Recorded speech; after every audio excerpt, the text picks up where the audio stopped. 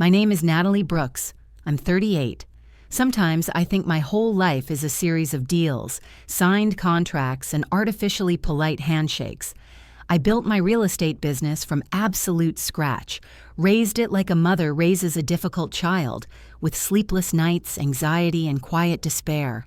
Now I have everything I ever dreamed of: stability, freedom, even those damn designer boots I used to only look at in the store window. But the strange thing is, with every new success, it became quieter inside. At work, I was always proud of myself. A cold mind, no drama, only facts and calculation. My office was my temple, and the house in the mountains was my sanctuary. Everything there breathed of me. The books, the smell of coffee, the whisper of the old wooden floorboards. Today is Christmas Eve, the only day of the year when I allowed myself to be just a person, not the mistress of her own life. I was going to arrange a tiny holiday of silence for myself. A fireplace, a blanket, hot cocoa, and not a single phone call. The whole world could collapse, and I still wouldn't pick up.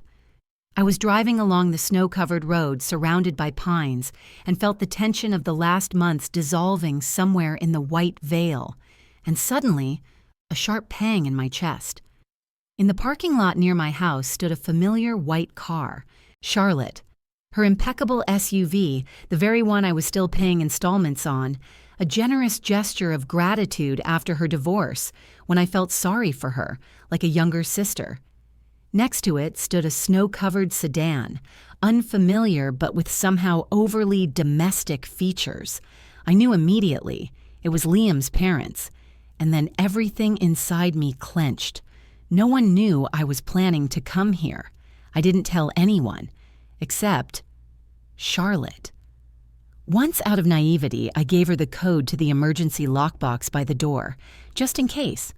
Only by in case, I didn't mean a party with the in-laws. I got out of the car, the snow crunched under my heels, and my heart beat dully, like in a locked room. When my palm lay on the oak door, I felt it. It wasn't locked. The lock clicked. I pushed the door open, and a wave of heat, sounds, and alien laughter hit my face. Loud music, the smell of alcohol, the heat from the fireplace, and voices, too lively, too confident, as if I had intruded not into my own home, but into someone else's. In front of me, the living room, my inner sanctum, now turned into a chaotic anthill. Charlotte, her husband Liam, his parents, brothers, sisters, all were here. 7 people, settled in as if it were their own home. On the table, turkey bones, sticky glasses, bottles, empty plates. Their ridiculous Christmas sweaters blinked with lights, and for a moment I thought it was a dream, a strange, cloying nightmare. Their coats lay on the sofa, wrapping paper on the floor. But the worst thing wasn't that. My gaze fell on the mantelpiece, where the photograph of my parents always stood, the only one that survived the moves and renovations, now adorned a family portrait of Liam's parents, a huge, smiling, vulgar picture with perfect teeth and unnatural light. I couldn't breathe. This wasn't a party. This was a territorial takeover. The air smelled, not just of wine and food, but of presence, of being settled in, of life, alien but confident in its righteousness. I stood motionless, and even when I stepped inside, no one noticed me. The music was blaring, someone was arguing about gifts. Then Liam, sprawled on the sofa, lazily turned his head and pointed a finger in my direction. Everything went quiet. His mother jumped up, clapping her hands. "Oh, you must be Natalie," she said, and there wasn't a hint of embarrassment in her voice. "You're back earlier than Liam promised. How was your trip?" "Trip," I repeated, feeling my lips tremble. I hadn't gone anywhere. I never promised. The clinking of glasses came from the kitchen. Charlotte appeared in the doorway, a glass of wine in her hand, swaying slightly, with that familiar, irritating expression she puts on when she pretends everything is under control. Our eyes met, and her face showed irritation, almost anger, not shame, not fear, but anger. She came closer, took a noisy breath, and her words, laced with the smell of wine, cut through the air like a knife. Charlotte's face was crimson. A mixture of wine, anger, and the dancing firelight made her look like a character from a cheap drama. Her emotional outburst froze the air in the room, as if even the flames in the fireplace pressed against the sides, trying not to interfere. Liam's parents, who just a minute ago were beaming with benevolent smiles, now stood with their mouths open, as if someone had pulled the cozy rug out from under their feet. Liam's mother was the first to break the silence, addressing Charlotte in a trembling voice. "Charlotte, how could you say such a thing to your sister, who was so kind as to provide you with this mountain house?" The words hit the room like a crack in glass. In that moment, everything fell into place. The lie, constructed down to the smallest detail, me, supposedly on a long business trip abroad, and my generous gift, the house I actually cherished as a part of myself. They had deceived everyone, even their own parents. And I stood in the middle of my living room, feeling a wave of something cold and sharp, almost metallic, rising within me. "I don't recall giving this house to anyone," I said quietly, but every word was so clear that no one could fail to hear it. "And I didn't go anywhere. This is my house." Liam's mother dropped her glass and it shattered, spilling a sticky shadow of champagne onto the carpet. "What did you just say?" his father asked, turning to his son. But Liam didn't answer. He had turned pale as if he'd seen a ghost, and for the first time in his life, it seemed, he didn't know what to do. I took a deep breath, feeling my lungs fill with the icy mountain air, like a sharp knife clearing my chest from the inside. My fingers were trembling. I shoved them into my coat pockets, trying to keep my balance. "The police," I said evenly. "Go on, call them, if you dare." For a second, something resembling fear flashed across Charlotte's face, but she quickly hid it behind her theatrical bravado. I knew that look too well, the one she'd used all her life to cover up cowardice, passing it off as confidence. She snatched the phone from the table, lifted her chin. "Fine," she said, trying to keep her voice from shaking. "If that's what you want, I'll call the police and report that some woman is trying to ruin our Christmas party." The room became so quiet I could hear a log crackling. Even the children, whom I hadn't noticed at first, stopped laughing. Charlotte dialed the number, and every clumsy tap on the screen sounded like a blow to my nerves. Liam's family exchanged glances, anxiety dawning in their eyes, the realization that this was no longer a trivial family squabble. About 20 minutes passed, long, sticky, caramel-like minutes.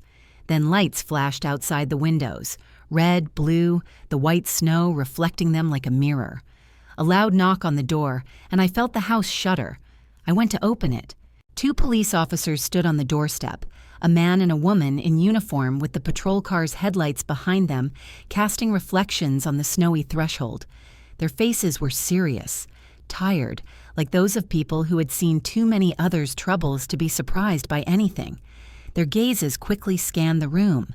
The mess, leftover food, scattered belongings, bewildered faces.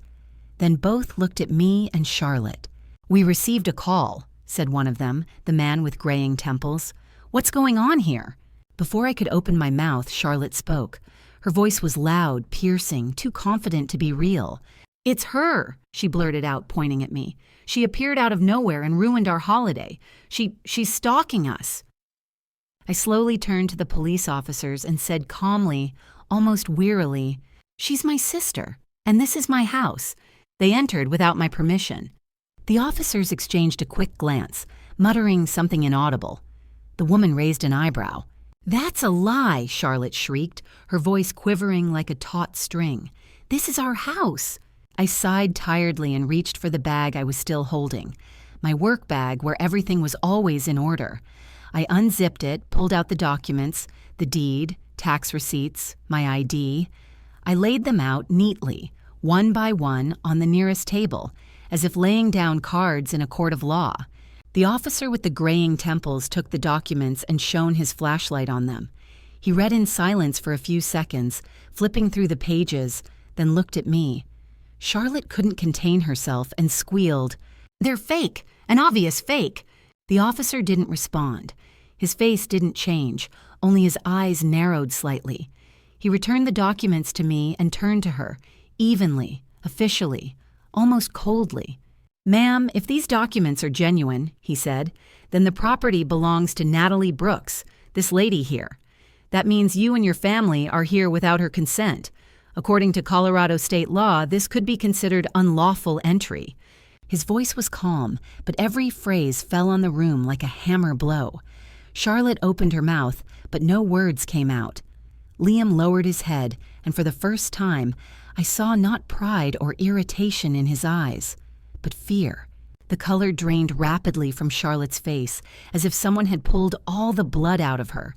For a second, I even felt sorry for her. Just a second, no more. At that moment, Liam's mother, pale as a sheet, staggered and, losing her balance, collapsed right onto the floor by the fireplace. The officers rushed to her, but she raised a hand, stopping them, and whispered, "Oh Lord, our own son deceived us. And his wife?" She looked up at me, her eyes full of guilt, and it seemed, for the first time that evening, spoke from the heart. "I'm so sorry, Miss Brooks. We truly didn't know. Please forgive us." I stood silently looking at her. Pity was pointless. Forgiveness, even more so. "Thank you for your words," I said finally, evenly, calmly. "But it doesn't matter now whether you knew or not. Your son and his wife occupied my personal space without my permission. And worst of all, because of you, I experienced the most humiliating feeling of my life, being insulted by my own sister in my own home." I paused to take a breath. "That's why I can no longer keep you here." Liam, clenching his fists, took a step forward. "Well, we were just celebrating Christmas," he forced out, looking somewhere past me as if hoping it would all just blow over. "Since we're family," Charlotte shouted, her voice breaking, "we should be allowed to use it. We're blood sisters."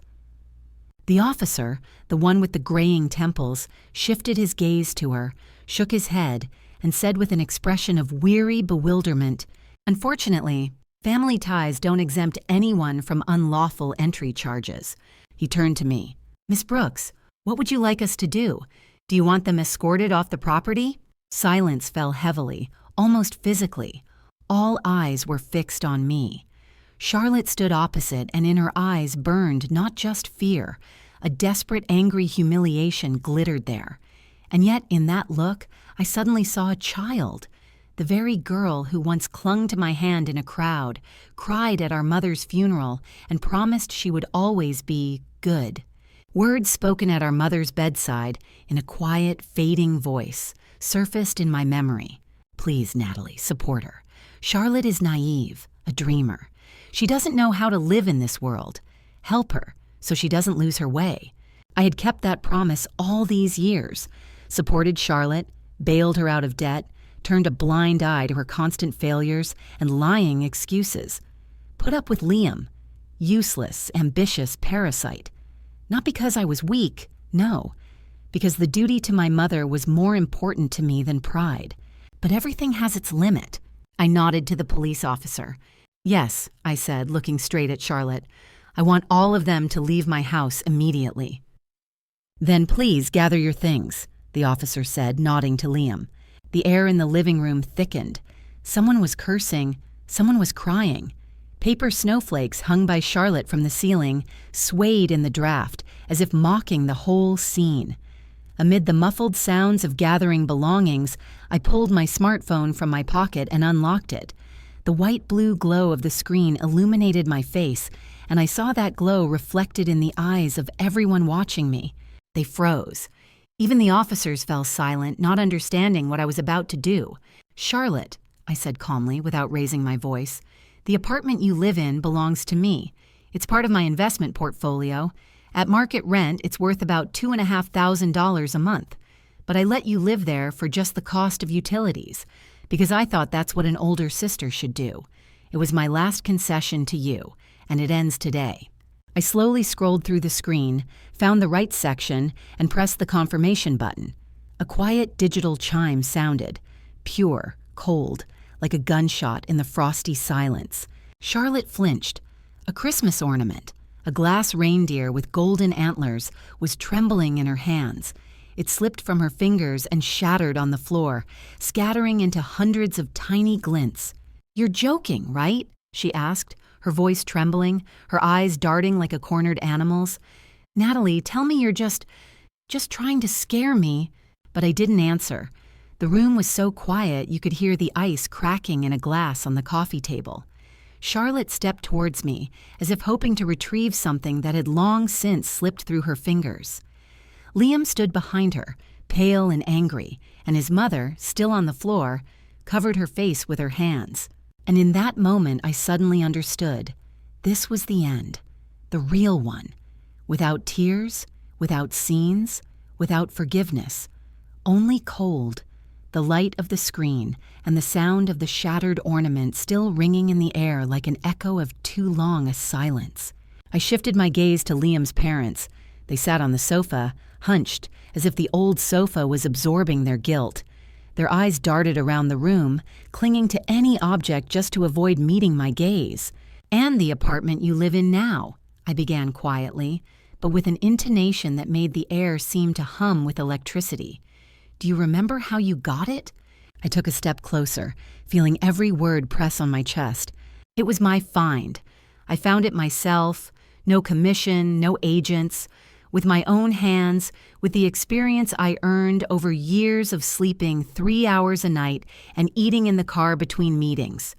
I personally acted as your guarantor so you could move in.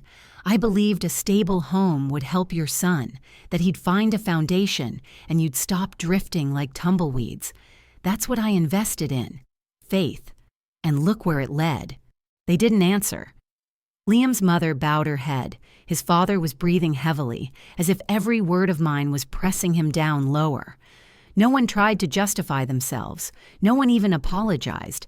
And that silence was louder than any scream. I looked at my phone screen again. "And that's why," I said, not taking my eyes off the numbers, "I helped you with the car, that white SUV parked outside my house." I raised my eyes to Charlotte. "Remember how you cried in my kitchen, begging me to help? Said you needed it to take Liam's father to the hospital, to buy groceries, to keep the kids warm in winter. I believed you. I covered the loan with my own funds. And now you use that same car to break into my house and call me a parasite. A magnificent comedy, isn't it?" I pressed a button on the screen. The electronic sound of a notification cut through the air. "That payment is canceled," I said evenly. "Tomorrow morning, the financing company will be instructed to repossess the vehicle." "No," Charlotte exhaled. "No, that's my car." But the sound was merciless, short, cold, and even the officers exchanged a slight glance. Liam tried to say something, but the words stuck in his throat. His father stared at me, unblinking, like a man watching his familiar world crumble. After each operation, I turned off the screen as if closing a door. No emotion, no pity, just facts, numbers, actions. But when I looked up and met Charlotte's eyes, I saw in them not rage, fear, real, animal, sticky fear. For the first time, she realized the world where she could destroy with impunity was over. "The moment you called me a parasite," I said, looking her straight in the eyes, "I made a decision." I moved closer. "The total amount I've invested in your life over the years exceeds $50,000. But from this moment on, I won't spend another cent on you." Her lips trembled, as if she was trying to find words, but they wouldn't come. The arrogance with which she had entered this house had dissolved without a trace. Only the cold terror remained of having to live without my handouts. Liam lowered his head, staring at the floor as if trying to sink through it. Liam's parents and siblings began gathering their things, quickly, chaotically, as if trying to escape before I canceled their lives too. From their movements, their slumped shoulders, it was clear. They wanted only one thing: to leave. The farther, the better. The officers silently watched the process, and at one point, one of them approached Charlotte and Liam, tapping them on the shoulders. "Time to go," he said, wearily but firmly. "The snowfall is getting heavier. If you don't leave now, the road will ice over." The other officer looked at Liam, his gaze stern, almost icy. "I hope one of you is sober, because if you all drive after drinking, the night will end not at your home, but in the station." Liam's father awkwardly raised his hand. "I didn't drink anything," he said hoarsely. "I'll drive everyone home." The policeman looked at him carefully, as if weighing every word, then gave a short nod. "Good, then start moving." At that moment, Charlotte suddenly lunged forward as if something inside her had snapped. She almost fell at my feet, grabbing at the air, at a last hope, at anything she could hold on to. "Natalie," she rasped, "please think, it's Christmas. You can't just throw us out in the snow, please." She looked up, and in her eyes was such a desperate mix of fear and childlike incomprehension that for a second I almost saw the girl she once was. But before me stood a grown woman who had chosen this path herself. Outside, the wind drove the snow, flakes beating against the window, and I still stood there, saying nothing, only hearing how somewhere deep inside me it was becoming quiet, so quiet that I thought I was breathing for real for the first time in years. Before she could get closer to me, the officer stepped forward and intercepted her by the arm. A sharp movement, but without malice, as if he was restraining not a woman, but a child on the verge of a breakdown, about to shatter against a wall. "That's enough, ma'am," he said in a tired voice that held not irritation, but a professional habit of others' tragedies. "If you continue to resist, we'll have to charge you with obstructing justice." Those words seemed to knock the air out of Charlotte all at once. Her shoulders slumped, her knees buckled, and she almost collapsed to the floor if Liam hadn't caught her at the last moment. His hands were shaking. He held her awkwardly, as if trying to hold not his wife, but his own guilt. I looked at them both and felt that there was no more anger or pity in me, only a strange, cold silence inside. They started gathering their things. Their former confidence was gone, all that showy pride with which they had arrived here in the morning, bringing boxes of gifts and loud laughter.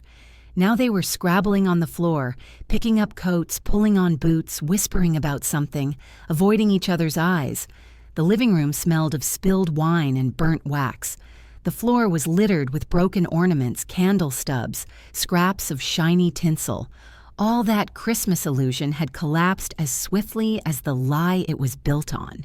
When they finally headed for the door, their steps were slow, like people walking not on a carpet but on the edge of an abyss. Charlotte was last. Already on the threshold, she turned and looked at me, a gaze full of contradictions, equally holding hatred, despair, and a childlike plea. I returned her gaze with a calm, even look, not a trace of expression on my face. There were no words left between us. The door closed with a heavy, almost theatrical thud, and the sound echoing off the walls spread through the house like the final chord of a music that would never play again. The officers lingered for a moment longer, exchanged glances. One of them said, "Sorry for the trouble, ma'am. If anything happens, call." I nodded. When the door closed behind them, the house finally became truly quiet. I stood in the middle of the living room, and only the fireplace continued to flicker with a soft, golden light, as if it didn't care what storm the house had just endured. Outside, the snow fell thickly, like warm dust, softening the night, and inside, there was a strange feeling, as if all this wasn't happening to me, as if I was just observing someone else's life from the outside. I went to the window, watched as the police cars, flashing red and blue, slowly disappeared around the bend, and only then allowed myself to take a deep breath. The air was dry, smelled of wood smoke, and with every breath, I seemed to settle back into my own body, remembering that I was still here, alive.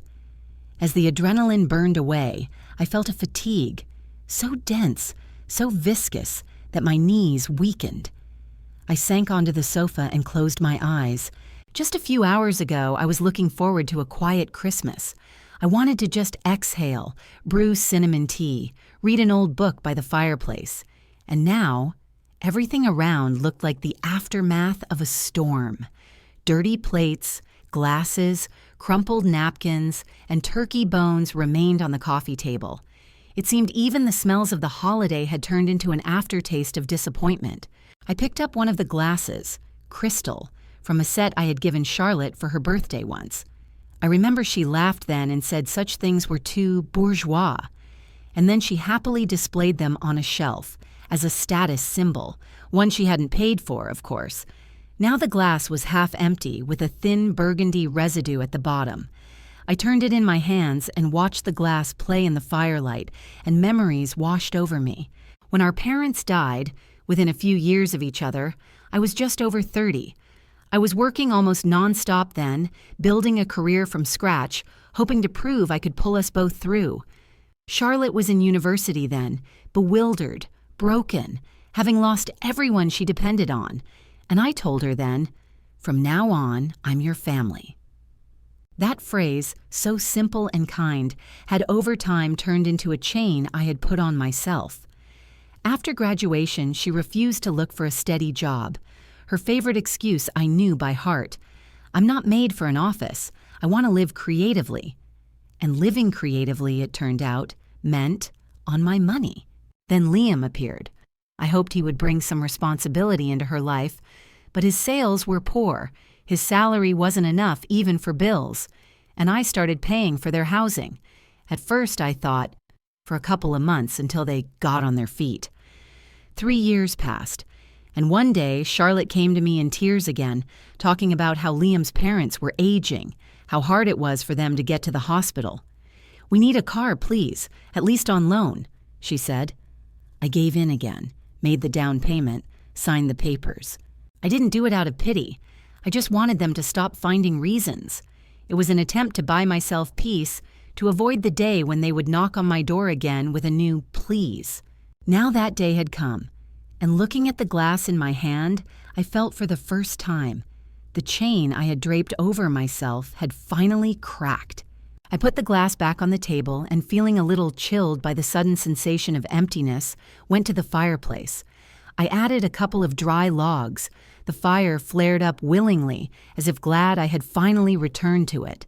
The flames danced along the resinous cracks in the wood, crackling and whispering softly, as if lulling my weary mind. The room filled with the smell of pine and smoke, warm as a childhood memory that never quite becomes the past. I sat on the rug in front of the fire, listened to its breath, and caught myself thinking, for the first time in a long time, not about business, not about work, not about someone else, but just thinking about myself, about where it all went wrong. When did my relationship with Charlotte become so skewed, so ugly, like a reflection in a cracked mirror? I always thought I was acting out of love, out of duty to Mom, to the memory of family. But maybe I was the one to blame for her turning into a woman who couldn't stand on her own 2 feet. Maybe I was the one nurturing weakness in her, hiding behind care. Charlotte was always smart, not in an academic, pedantic way, but instinctively, quickly, like an animal. She knew how words could cut sharper than blades, and she knew how to cry not because it hurt, but because it worked. And every time her tears won, our parents gave in first. Then I gave in, always. I took on the consequences, sorted out the debts, covered the mistakes, because she's still learning. She's tired. She can't manage on her own. When she married Liam, I breathed a sigh of relief for the first time in years. I thought, now she'll have support, that he would be the one to guide her into life, to teach her responsibility. But he turned out to be just another reflection of her own weakness, a man who couldn't keep his word or fight. He feared change, feared strain, feared everything except his own helplessness. Instead of curbing Charlotte, he just learned to benefit from her, lived off her emotions, hid behind her complaints, and then grew accustomed to me fixing everything. In my presence, he was always bowing with words. "Natalie, we're so grateful for everything you do for us." But I saw no gratitude in his eyes. There was relief. The relief of a parasite who had once again managed not to starve, thanks to the one who brought the food. They both lived off me and didn't even realize it. Or worse, they did, but saw nothing shameful in it. When Charlotte called me a parasite that night, I didn't feel rage.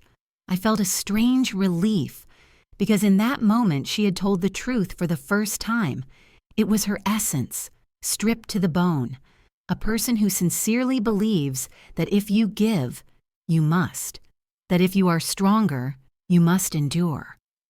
In her heart there was no gratitude, only the subtle poison of contempt that had seeped for years between the words, "Thank you," and "you wouldn't understand." I had understood it all for a long time. I just didn't want to admit it. I couldn't. Because then I would have to admit something else, that I was clinging to the ghost of a family, to something that was no longer there, that I wasn't afraid of loneliness, but of the emptiness that would remain if I let go of the only thread connecting me to the past. But now it was all over. That night, I severed not only their funding, I severed the spell we had both cast on ourselves, the illusion that you can love a person enough to make them better. Love doesn't cure parasites, it just makes them well-fed. I wondered where they were now. Most likely, Liam took everyone to his parents. I imagined Charlotte sitting on a sofa, wrapped in someone else's blanket, complaining about the injustice, shifting the blame onto me as she always did. But I knew it wouldn't last. Her pride wouldn't allow her to stay long under someone else's roof, accepting handouts, enduring condescending looks. She was too used to being the center of the room, even if that room was on fire. And now, for the first time in her life, she would have to face herself. Without my money, without my excuses, without a lifeline, all the bills I used to pay were avalanching back onto her. Rent, the loan, insurance payments, everything she took for granted suddenly became heavy, real, requiring effort. And I knew that would be her real reckoning.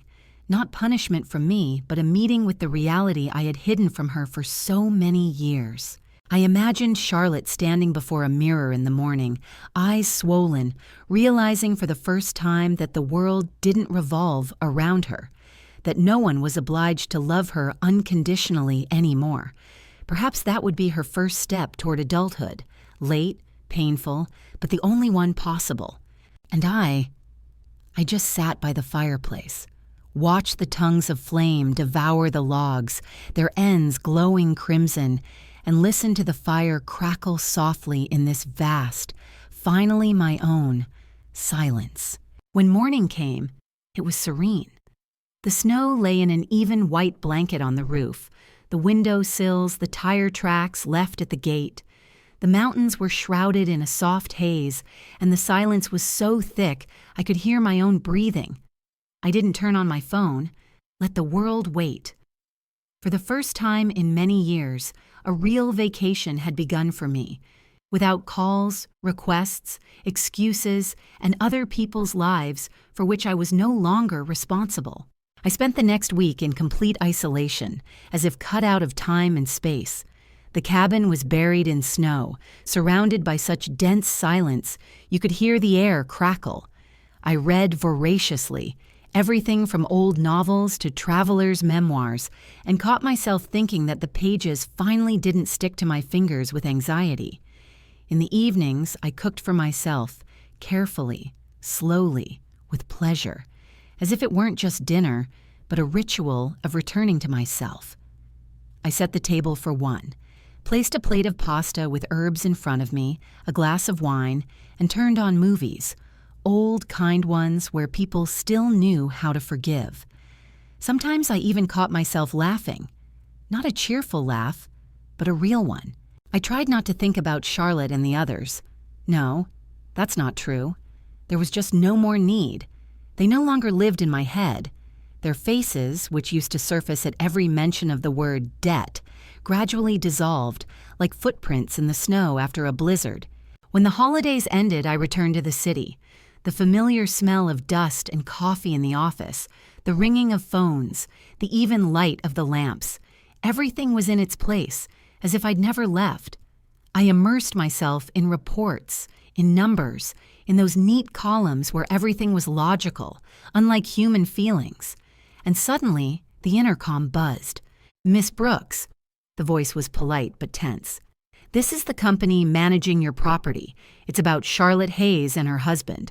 We haven't received payment for this month and can't reach them." I looked up at the calendar. 5 days overdue. "I see," I said evenly. Proceed with the standard procedure. Notice of debt, eviction warning, then follow the schedule. Yes, of course, the voice wavered. He probably knew who Charlotte and Liam were and perhaps hoped I'd give them a break. I didn't. The call ended a minute later. In the afternoon, an email arrived marked auto loan. Subject, repossession complete. I clicked and saw an attached photo of the white SUV, my old gift now pitifully parked by the roadside, with a tow truck in the background. The snow under its wheels was dirty, mixed with sand, as if life itself had squeezed the last remnants of shine out of it. I just closed the email and dragged it to the trash. My chest was empty. No pity, no anger. Only a cold, astonishing clarity. The mechanism of their collapse had started working, precisely, calmly, relentlessly, and I had nothing more to do with it. A few days later, on a Friday evening, when I was already settled at home with a book and quiet music, my phone screen lit up with an unknown number. Usually I wouldn't have answered, but something inside me wavered. Maybe habit, maybe a remnant of the old attachment. I pressed accept.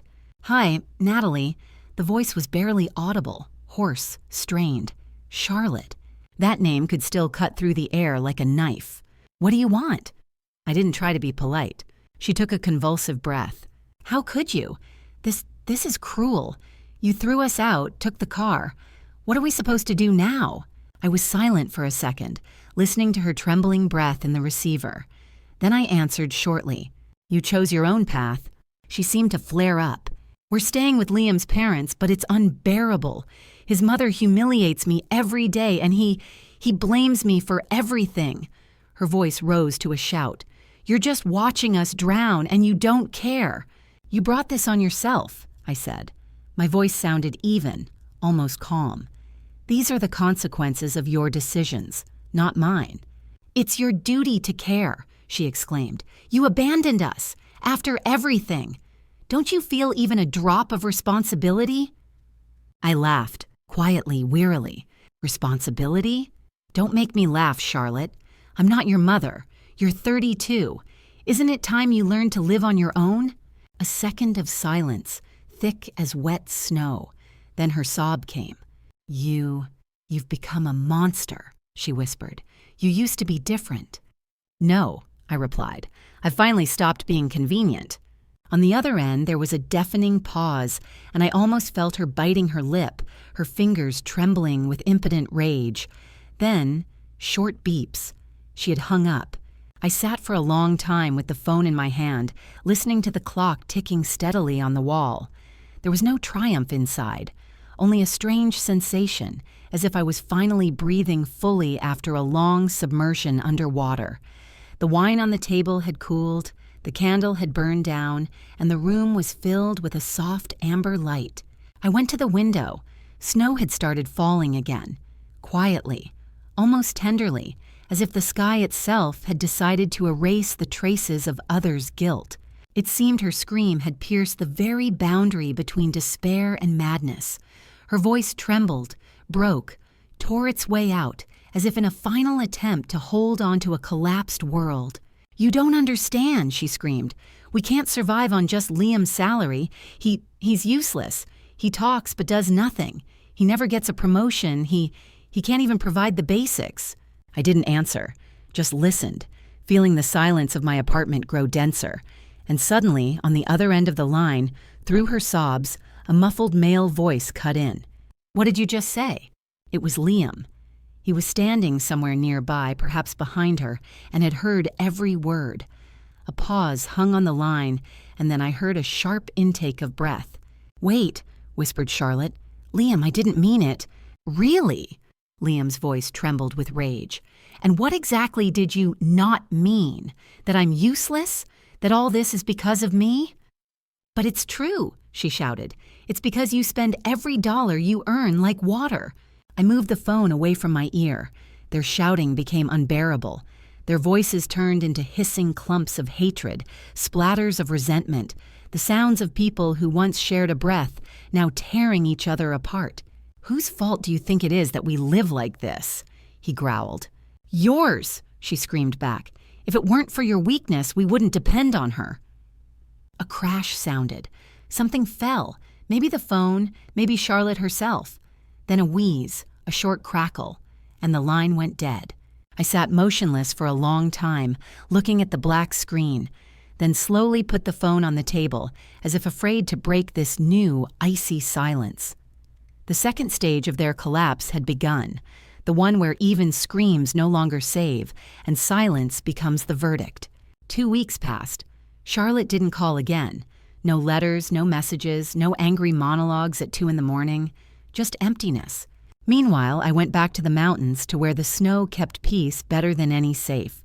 The phone was off. The air, clean, sharp.